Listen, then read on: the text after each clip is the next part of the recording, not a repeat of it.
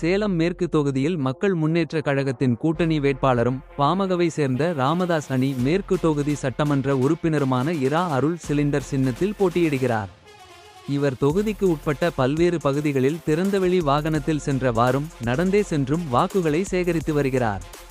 அந்த வகையில் சேலம் சூரமங்கலம் தர்மநகர் மற்றும் அதன் சுற்றுவட்டார பகுதியில் தீவிர வாக்கு சேகரிப்பில் ஈடுபட்டார்.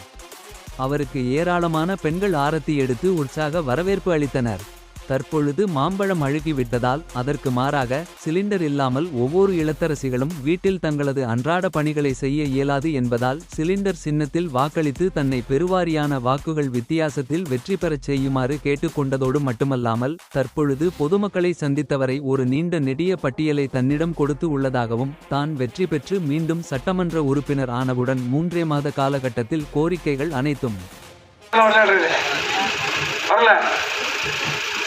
இவ்வளோ ஒன்று கொடுத்தேன் தொகுதியில் என்னென்ன செஞ்சிருக்கேன். அதில்மா இந்த தொகுதிக்கு என்னால் முடிஞ்சது எல்லாம் செஞ்சிருக்கேன். குறிப்பாக